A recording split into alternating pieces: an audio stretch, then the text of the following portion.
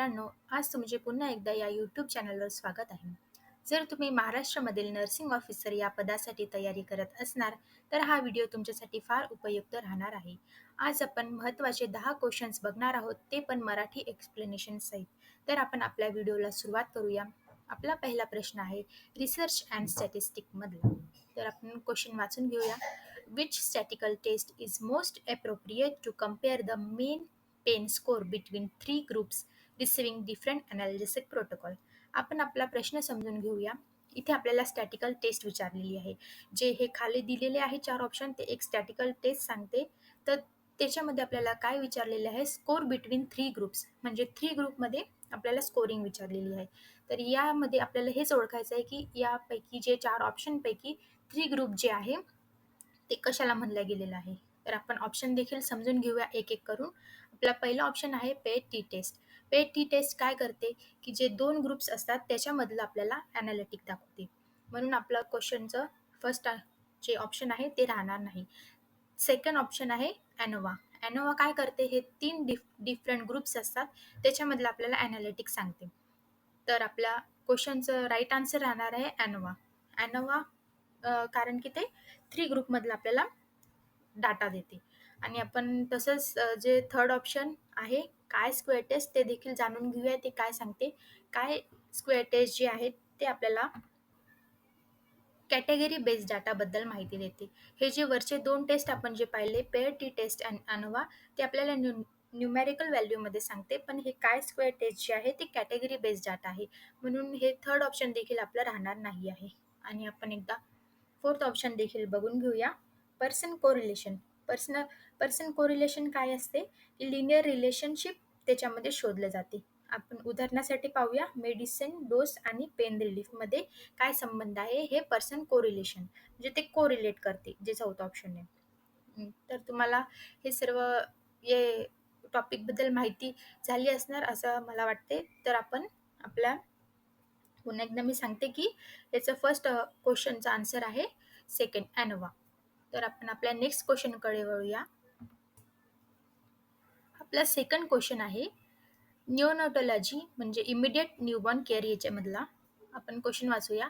After delivery a newborn infant is immediately assist with a routine procedure as part of their care. Which of the following scale is used for this immediate newborn assessment. यामध्ये विचारलेलं आहे एक नवजात बाळक आता जन्माला आलेलं आहे, त्याच्यासाठी इमिडिएट न्यूबॉर्न असिस्टमेंट म्हणजे की त्याला तो ठीक आहे की नाही हे बघण्यासाठी आपण ह्या 4 स्केलमधली कोणती स्केल वापरणार आहे. तर आपण ऑप्शन वाचून घेऊया. फर्स्ट आहे infant functionality scale, second Apgar scoring system, third neonatal development scale, fourth Dubowitz Ballard scale. हे 4 ऑप्शन आपल्याला दिलेले आहे. तर आपण एक एक ऑप्शन पहिले समजून घेऊया. फर्स्ट ऑप्शन आहे इन्फंट फंक्शनॅलिटी स्केल. ही जी फर्स्ट स्केल आहे ती बाळाच्या तर आताच जन्मलेल्या बाळासाठी ती वापरली जात नाही. ही वापरली जाते पण काही दिवसानंतर. ती रूटीन स्पेशलाइज सेटिंगसाठी नाही आहे. म्हणून इन्फंट फंक्शनॅलिटी स्केल ही राहणार नाही. आपलं सेकंड ऑप्शन आहे अपगार स्कोरिंग सिस्टीम. तर आपल्या या क्वेश्चनचं राईट आन्सर हेच जाणार आहे अपगार स्कोरिंग सिस्टीम. ते कसं, कारण की नुकताच जन्मलेल्या बाळासाठी आपण एक असेसमेंट करतो, ती ही अपगार स्कोरिंग सिस्टीमनुसार करतो. ती तत्काळ आपल्याला त्याची फिजिकल कंडिशन बाळाची कशी आहे हे आपल्याला सांगते. ती 1 ते 5 मिनिटापर्यंत करतात. कधी-कधी 10 मिनिटानंतर देखील करतात, पण महत्त्वाचं 1 ते 5 मिनिटामध्ये बाळ कसं रिस्पॉन्ड करत आहे ते आपल्याला अपगार स्कोरिंग सिस्टीमद्वारे आपल्याला सांगितलं जाते. आपण पहिले पाहून घेऊया आपण अपगार स्कोरिंग सिस्टीम काय आहे आणि एक एक करून याचा लाँग फॉर्म देखील पाहून घेऊया की अपगार स्कोरिंग काय आहे. तर ए म्हणजे आहे अपीअरन्स, म्हणजे नुकताच जन्मलेल्या बाळाचा त्वचाचा रंग कसा आहे हे आपल्याला अपीअरन्सनुसार आपल्याला समजते. आणि दुसरं म्हणजे पीचा लाँग फॉर्म आहे पल्स.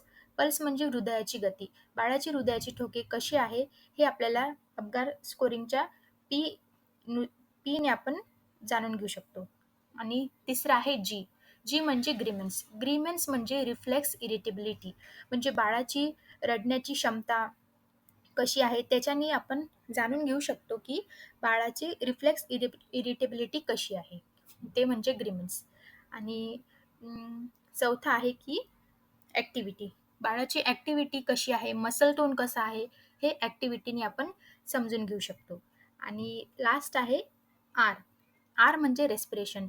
बाळाची श्वास घेण्याची, ब्रीथिंगची क्षमता कशी आहे, हे आपण आरने समजून घेऊ शकतो. म्हणून नुकतंच नवजात जन्मलेल्या बाळासाठी आपल्याला अपगार स्कोरिंग सिस्टीम ही आपल्याला महत्त्वाची ठरणार आहे आणि ती आपण करतो. तर तुम्हाला हे सेकंड ऑप्शन समजलं असणार. तर आपण एकदा थर्ड ऑप्शन देखील बघून घेऊया की थर्ड ऑप्शन काय सांगते. Neonatal development scale. हा थर्ड जो ऑप्शन आहे न्यूनेटल डेव्हलपमेंट स्केल, तो बाळाच्या डेव्हलपमेंट कशी आहे ते बघण्यासाठी वापरतो आपण. तर ते बाळाची वाढ कशी होत आहे, डेव्हलपमेंट कशी होत आहे, ती 1 वीक टू 1 मंथपर्यंत आपण ते बघतो. ती नुकत्याच जन्मलेल्या बाळासाठी न्यूनेटल डेव्हलपमेंट स्केल आपण वापरत नाही. आणि लास्ट आहे आपण ऑप्शन फोर्थ बघूया, ड्युबिटस बलट स्केल. हे काय सांगते की बाळाचं जस्टेशनल एज म्हणजे बाळ जेव्हा आईच्या पोटामध्ये होतं त्याची जस्टेशनल एज आपल्याला ह्या स्केलद्वारे समजते. म्हणून हा देखील आपला ऑप्शन राहणार नाही आहे. तर आपला करेक्ट ऑप्शन जो सेकंड क्वेश्चनचा राहणार आहे अपगार स्कोरिंग सिस्टीम. आणि एक विशेष म्हणजे अपगार स्कोरिंग सिस्टीमची जी नॉर्मल व्हॅल्यू देखील आपल्याला परीक्षेत विचारू शकतात, तर ती नॉर्मल व्हॅल्यू असते 10. हे देखील तुम्ही लक्षात ठेवा. ओके, आपण आपल्या थर्ड क्वेश्चनकडे जाऊया. थर्ड क्वेश्चन आहे इथिक्स अँड प्रोफॅनिलिझम मधला. क्वेश्चन काय आहे? A nurse notes that a diabetic patient has not received insulin as prescribe due to a missed dose. Which ethical principle has been most violated? आपण आता पहिले question समजून घेऊया. इथे विचारलेलं आहे, एक नर्सला नोट दिली होती की डायबेटिक पेशंटसाठी इन्सुलिन प्रिस्क्राईब केलं होतं. तर ते प्रिस्क्राईब केलेलं इन्सुलिन नर्सनी दिलं गेलेलं नाही आहे. तर इथे कोणता असा इथिकल प्रिन्सिपल आहे जो नर्सद्वारे ब्रेक केला गेलेला आहे? व्हायलेटेड म्हणजे काय की तोडल्या गेलेला आहे. तर इथे ऑप्शन आपण 4 एक एक वाचून घेऊया आणि ते समजून देखील घेऊया. फर्स्ट आहे autonomy, second fidelity, third non maleficence and fourth आहे व्हेरॅसिटी. फर्स्ट आपण बघूया ऑटोनॉमी काय सांगते. ऑटोनॉमी हे असं आहे की हा पेशंटच्या जवळचा स्वतःचा घेण्याचा निर्णय घेण्याची क्षमता असते ती ऑटोनॉमी म्हणजे. जर आपण पेशंटला सांगितलं आहे तुमच्या अशी ही कंडिशन आहे, याच्यासाठी तुमचं ऑपरेशन, पण जर का पेशंटची इच्छा असली की मला ऑपरेशन करायचं नाही आहे, तर तो ती स्वतःची इच्छा सांगू शकतो. म्हणजे ऑटोनॉमी म्हणजे काय आहे, हे पेशंटची विल जी असते ती म्हणजे ऑटोनॉमी असते. सेकंड आहे फेडेलिटी. फेडेलिटी म्हणजे काय असते? विश्वासता, वचन पूर्ण करणे. म्हणजे तुम्ही पेशंटला जी केअर देत आहात त्याच्या प्रती तुम्ही लॉयल राहणं म्हणजे फिडेलिटी, म्हणजे ट्रस्ट मेंटेन करणे. ह्याचा अर्थ आहे फिडेलिटी. हे पण आपल्या क्वेश्चनचा आन्सर नाही आहे. आणि आता थर्ड ऑप्शन बघूया, नॉन मालफेन्सी. म्हणजे ह्याचं काय अर्थ आहे? Do no harm. Do no harm म्हणजे पेशंटला कोणताही त्रास दिला गेला नाही पाहिजे. हे आहे हे नॉन मालेफिसेन्सी मधलं इथिकल प्रिन्सिपल. आपलं करेक्ट आन्सर नॉन हेच राहणार आहे तिसरंवालं. कसं की कारण की ह्याला डायरेक्ट आपल्याद्वारे पेशंटला नर्सच्याद्वारे हार्म पोहोचवलं गेलेलं आहे. कसं काय? कारण की प्रिस्क्राईब केलं होतं इन्सुलिन पेशंटला, पण नर्सनी ते दिलं नाही आहे, तिच्याजवळून ते मिस झालेलं आहे. म्हणजे नॉन मालिफिसन्सी म्हणजे ह्याचं या थर्ड ऑप्शनचं उल्लंघन झालेलं आहे. कारण की पेशंटला हार्म पोहोचलं गेलेलं आहे. म्हणून आपल्या या क्वेश्चनचं राईट आन्सर राहणार आहे नॉन मालिफिसन्सी. आणि आपण एकदा फोर्थवालं देखील बघून घेऊया काय आहे व्हेरॅसिटी. याचा अर्थ असा होतो की सत्य बोलणे. म्हणजे की पेशंटसोबत नेहमी नर्सने सत्य बोललं पाहिजे. एक ऑनेस्ट कम्युनिकेशन दोघांमध्ये झालं पाहिजे. मिसकम्युनिकेशन नाही झालं पाहिजे आणि डायरेक्ट निग्लेक्ट देखील पेशंटला नर्सनी केलं नाही पाहिजे. हे होते आपले 4 इथिकल प्रिन्सिपल. त्याच्यामधला क्वेश्चनमध्ये विचारलं होतं की कोणता उल्लंघन झालेलं आहे. तर याच्यामधले तिसरं जे ऑप्शन आहे ते उल्लंघलं गेलं आहे. याचा राईट करेक्ट आन्सर राहणार आहे थर्ड. आपला नेक्स्ट क्वेश्चन आहे फोर्थ नंबरचा पिडियाट्रिक्स मधला. आणि त्यामधलं टॉपिक काय घेतलं आहे पिडियाट्रिक ओटायटिस मीडिया रिस्क. इथे आपण बघूया क्वेश्चन काय विचारत आहे. Which of the following is a risk factor for otitis media in an infant. यामध्ये ओटायटिस मीडियामध्ये म्हणजे लहान लेकराला ओटायटिस मीडियाचं रिस्क फॅक्टर विचारलेलं आहे, की कशामुळे ओटायटिस मीडिया एक लहान बाळाला होऊ शकतो. तर आपण ऑप्शन वाचून घेऊया. फर्स्ट आहे प्री टर्म बर्थ, सेकंड आहे लो बर्थ वेट, थर्ड आहे बॉटल फीडिंग आणि फोर्थ आहे फॉर्म्युला फीडिंग. तर आपण एक एक ऑप्शन समजून घेऊया. Pre term birth risk factor होऊ शकतो का बाळाला ओटायटिस मीडिया? तर नाही. कारण की प्रीटर्म बर्थ म्हणजे काय असते, की बाळ पहिले जन्मले गेलेलं आहे. त्याचा त्याच्या ड्यू डेटच्या पहिले तो बाळ जन्मला गेलेला आहे. म्हणून प्रीटर्म बर्थ होऊ शकत नाही. पण प्रीटर्म बर्थ झाला बाळाचा तर त्याला इन्फेक्शनचे चान्सेस होऊ शकतात. म्हणून त्याची इम्युनी सिस्टम लो असते. पण त्याचा आणि ओटायटिस मीडियाचा काही संपर्क नाहीये. म्हणून आपला हा फर्स्ट क्वेश्चन जाणार नाही. आपण पाहूया आपला सेकंड काय सांगतो. Second option low birth weight. Low birth weight म्हणजे काय? तेच LBW बेबी म्हणजे की तो पण प्रीटर्मच असणार, त्याचं वजन कमी असणार. म्हणून हे पण काही एक रिस्क फॅक्टर नाही आहे ओटायटिस मीडियासाठी. तर आपण थर्ड ऑप्शन पाहूया. थर्ड ऑप्शन काय सांगते? Bottle feeding. बॉटल फिडिंग आपल्या क्वेश्चनचं हे राईट आन्सर जाणार आहे. बॉटल फिडिंग कसं काय? कारण की एक बाळ जो आहे तो बॉटल फीड करत असताना झोपलेला असताना तो दूध पितो आणि तो दूध पित असताना जी आपली इस्च्युअन ट्यूब असते बाळाची, लहान लेकरांमध्ये ती स्ट्रेट असते. त्याच्यामुळे जर तो बॉटल फीड करत असणार तर ते जे मिल्क आहे त्याच्या इस्च्युअन ट्यूबद्वारे कानामध्ये जाईल आणि कानामध्ये गेलं तर तिथे ओटायटिस मीडिया होण्याचे चान्सेस खूप जास्त असतात. म्हणून आपल्या ह्या क्वेश्चनचा राईट आन्सर जाणार आहे थर्ड नंबरचं बॉटल फीडिंग. आणि आपण एकदा फोर्थ नंबरचं ऑप्शन देखील बघून घेऊया, फॉर्म्युला फिडिंग. फॉर्म्युला फिडिंग म्हणजे देखील ते सिमिलर आहे, पण फॉर्म्युला फिडिंग देखील आपल्याचं राईट आन्सर जाणार नाही. असेच क्वेश्चन ट्रिकी आपल्याला पेपरमध्ये विचारले जातात आणि त्याच क्वेश्चनमधून आपल्याला हे ऑप्शन जे आहेत ते आपल्याला टॅली करायचे आहे आणि कोणतं करेक्ट राहणार आहे ते आपल्याला बघायचं आहे. म्हणून नेहमी क्वेश्चन आणि ऑप्शन तुम्ही व्यवस्थित वाचा आणि मगच नंतर तुम्ही तुमच्या आन्सरला करेक्ट करा. आता आपण आपल्या नेक्स्ट क्वेश्चनकडे बघणार आहोत. क्वेश्चन नंबर 5 मधला आहे. तर आपण सर्वात प्रथम क्वेश्चन वाचून घेऊया. Which of the following manoeuvres will you use for a patient who is brought to emergency after a fall from a ladder while doing electric work on a street light? Question आपण समजून घेऊया पहिले. Which of the following maneuver will you use for a patient who is brought to emergency after a fall from ladder while doing electric work on a street light? तर आपण question समजून घेऊया. एक patient आणलेला आहे emergency डिपार्टमेंटमध्ये, जो की इलेक्ट्रिक वर्क करत होता स्ट्रीट लाईटच्या इथं आणि तो लॅडरवरती चढला होता. लॅडर म्हणजे काय? पायऱ्या. त्याच्यावर चढला होता आणि त्याच्यावरून तो खाली पडला गेला आहे आणि इमर्जन्सी डिपार्टमेंटमध्ये आणला आहे. तर या व्यक्तीला आपण कोणती या 4 मॅनवर म्हणजे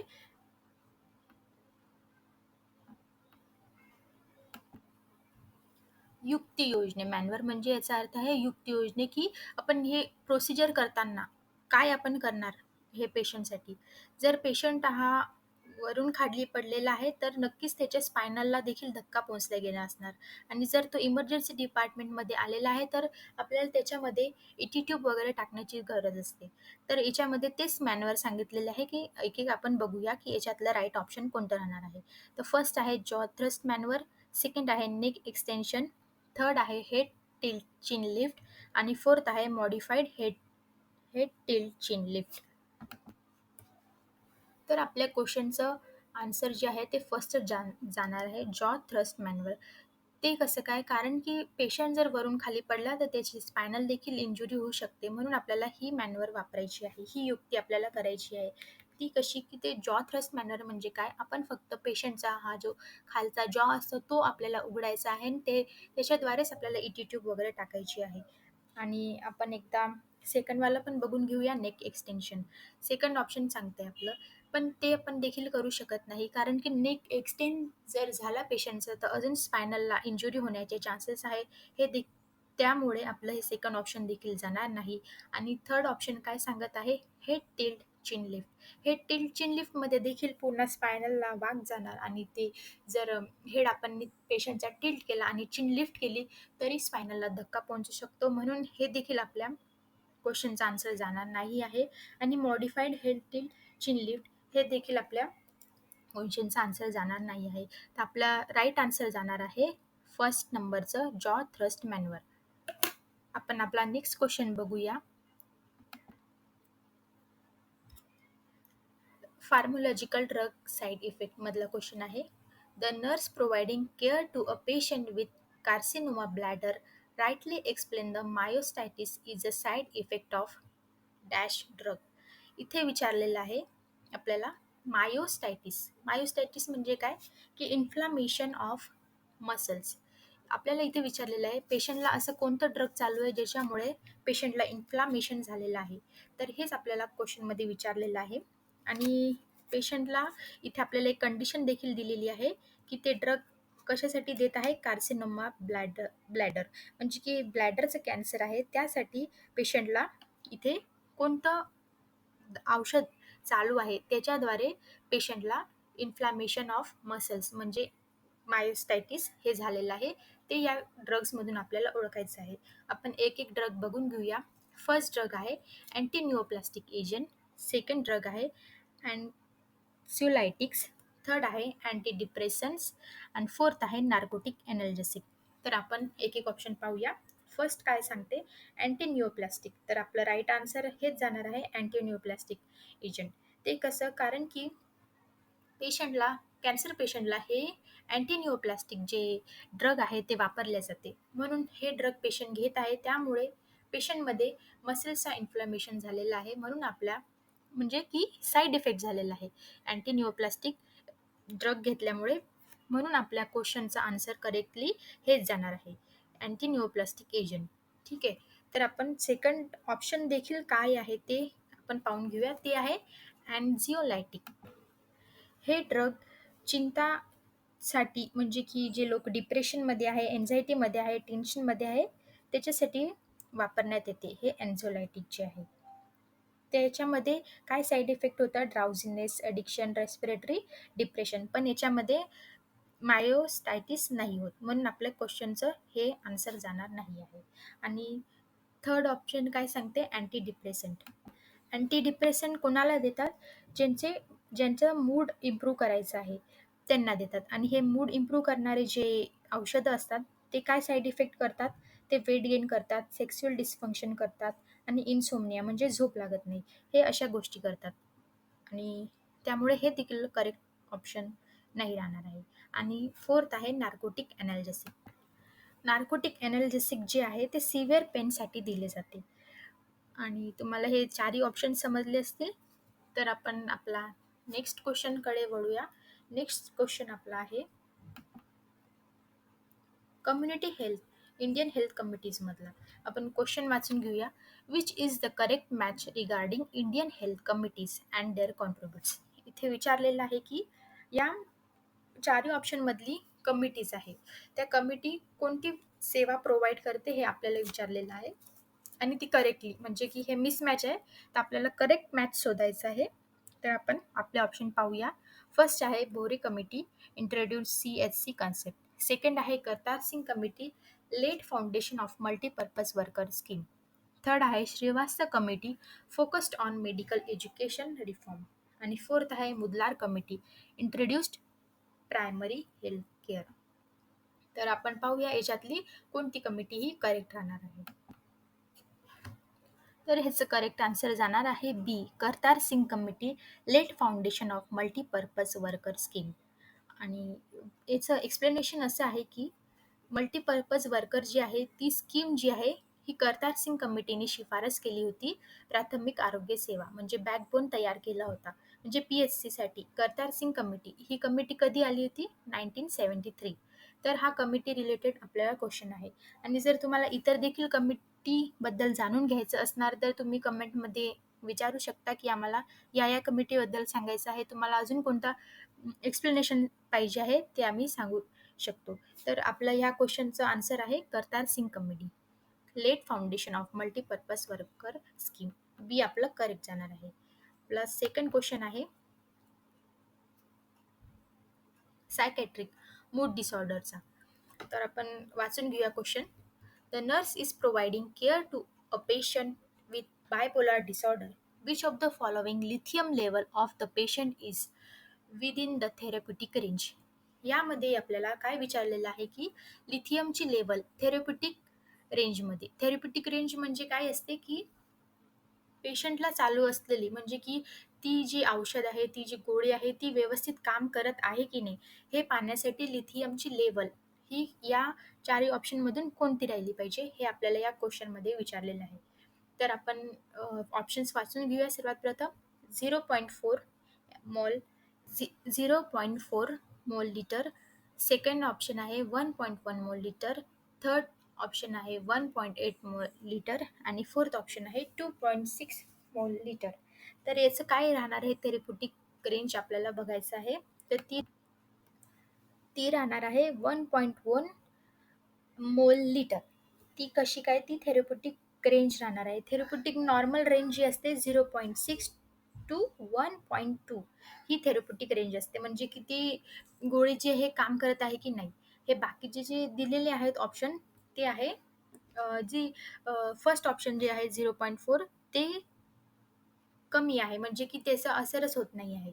आणि जे सेकंड थर्ड आणि फोर्थ जे आहे ते जे ते टॉक्सिसिटी इंडिकेट करते की पेशंटला ते टॉक्सिक होऊन राहिलं. म्हणून जी आपली नॉर्मल रेंज जी राहणार आहे ती राहणार आहे 1.1 मोल litre. Next question Burns image based question आहे हा.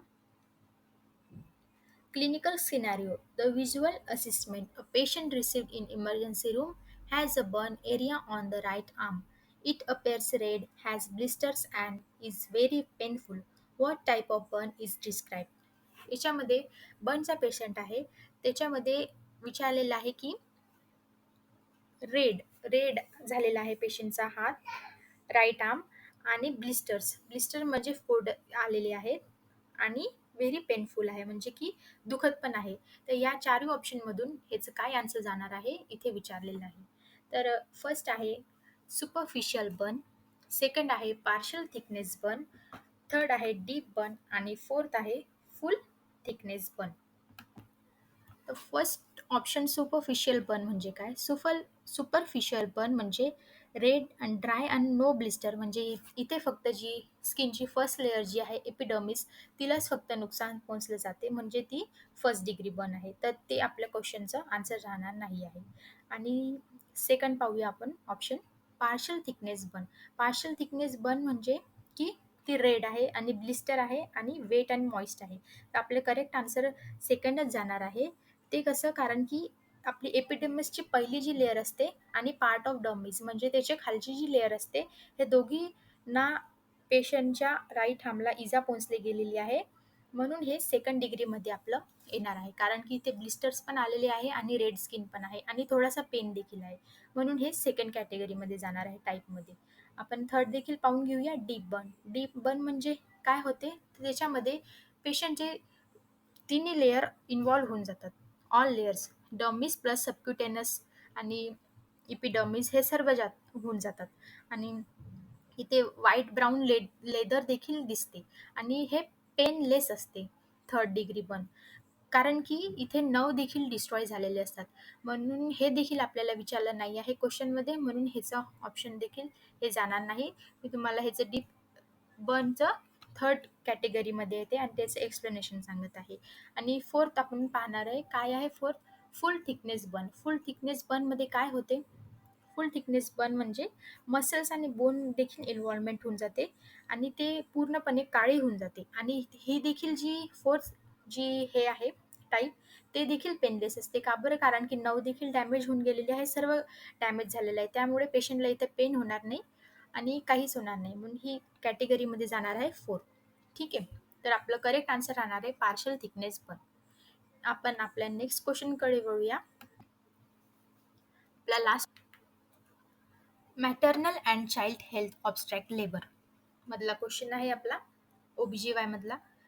क्वेश्चन विचारत आहे a 24-year-old primigravida at 39 weeks gestation present in active labor. The obstetrician notes she has been pushing for 3 hours with no descent of the fetal head. What is the most likely cause of his obstructed labor? इथे विचारलेलं आहे, एक 24 वर्षाची प्रायमी ग्रॅव्हिडा म्हणजे first time pregnant झालेली एक woman जी आहे ती आलेली आहे आणि 39 वीक जस्टेशनल एज म्हणजे तिचं पूर्ण कंप्लीट करून आलेली आहे ती आणि ॲक्टिव्ह लेबरमध्ये आहे. फिमेल जी आहे ती ॲक्टिव्ह लेबरमध्ये आहे. पण ऑब्स्टेट्रिशियन म्हणजे की अ, जो डॉक्टर आहेत त्यांनी नोट केलं की ती पुशिंग करून पण 3 अवर झाले तरी डिसेंट होत नाहीये. म्हणजे बाळ जे आहे ते खाली उतरत नाही आहे. फिटल हेड जे दिसत नाही आहे. तर ह्याचं काय कारण असू शकते की 3 अवर म्हणजे 3 घंटे झाले तरी आपल्याला फिटल हेड दिसत नाही आहे. इथे विचारलेलं आहे. तर आपण पहिले ऑप्शन पाहून घेऊया. फर्स्ट आहे fetal malpresentation, second maternal exhaustion, third pelvic contract आणि फोर्थ आहे fetal macrosomia. तर आपण एक एक ऑप्शन देखील पाहून घेऊया. फिटल माल प्रेझेंटेशन याचा अर्थ असा आहे की फिटल माल प्रेझेंटेशन म्हणजे की हे आपल्याला आपण अल्ट्रासाउंड करतो तेव्हाच डिटेक्ट होऊन जाते. पण प्रायमी ग्रॅव्हिडा जरी फिमेल असली तरी तिचे सोनोग्राफी वगैरे झाले असतील त्याच्यामध्ये डिटेक्ट झालं असतं अल्ट्रासाउंडमध्ये. पण आपलं म्हणून आपल्याला हे पहिलं जे ऑप्शन आहे फिटल माल प्रेझेंटेशन ते आपलं जाणार नाही. आणि सेकंड आहे मॅटर्नल एक्झॉशन. मॅटर्नल एक्झॉशन म्हणजे की जी मदर आहे ती एक्झॉस्ट झालेली आहे का हे प्रश्नामध्ये विचारलेलं नाही. नाही ती पण नाही झालेलं आहे कारण की मॅटर्नल एक्झॉशन म्हणजे की मदर थकलेली आहे का. पण ती जर थकली असती तर तिने पुश केलंच नसतं. म्हणजे हे देखील आपलं जाणार नाहीये. ती ऍक्टिव्ह लेबरमध्ये आहे, तिची पुशिंग पण चालू आहे पण 3 घंटे होऊन देखील ते बाळ आलेलं नाही आहे. म्हणून याचं हे पण आन्सर जाणार नाहीये मॅटर्नल एक्झॉशन. तर आपण थर्ड ऑप्शन पाहूया काय आहे.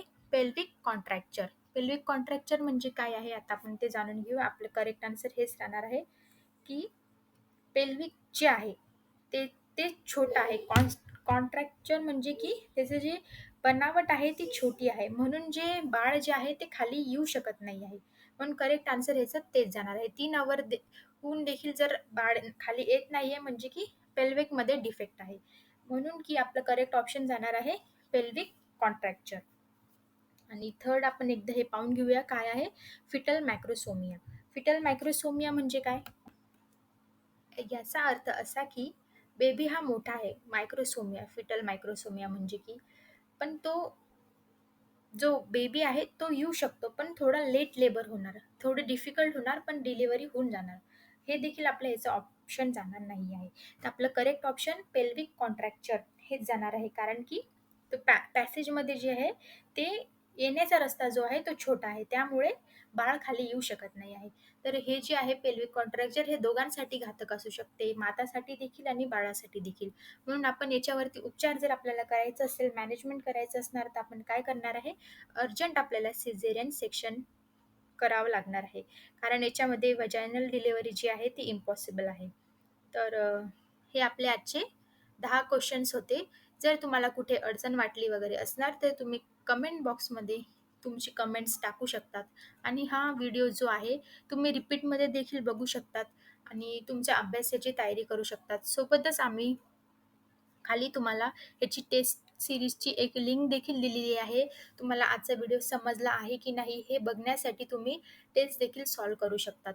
आणि जर नाही समजला तरी तुम्ही येऊन व्हिडिओ वापस पुन्हा याचं एक्सप्लेनेशन बघू शकतात आणि तुम्ही तुमच्या अभ्यासाची अशी तयारी करू शकतात. आम्ही तुम्हाला हा व्हिडिओ कसा वाटला आणि की तुम्हाला याच्यामधले क्वेश्चनचे आन्सर पहिले किती माहीत होते हे देखील तुम्ही कमेंट बॉक्समध्ये तुम्ही सांगू शकतात. तुमचा हा व्हिडिओ उपयुक्त आहे की नाही हे देखील सांगा. तुम्हाला याच्यामध्ये काय बदल हवा आहे हा देखील सांगा. तुम्ही रिव्हिजनसाठी देखील हा व्हिडिओ तुम्ही ऐकू शकता. तुम्हाला जर नोट्स बनवायचे असेल तुम्ही या क्वेश्चन घेऊन तुमचे नोट्स देखील बनवू शकतात आणि तुमच्या तयारीला अजून मजबूती देऊ शकतात. तर थँक्यू तुम्ही इथपर्यंत व्हिडिओ बघितल्याबद्दल. आणि तुम्हाला अजून नेक्स्ट कोणत्या टॉपिकवरती कोणत्या सब्जेक्टवर व्हिडिओ पाहिजे असणार तर तुम्ही नक्की सांगा. आम्ही तुम्हाला याचं मराठीमध्ये एक्सप्लेनेशन देऊ. आणि जर तुम्हाला जास्त वेळ जर व्हिडिओ पाहिजे असेल तरी देऊ. आणि हा कमी याच्यासाठी बनवत आहे की रिव्हिजन पर्पजसाठी. थँक्यू.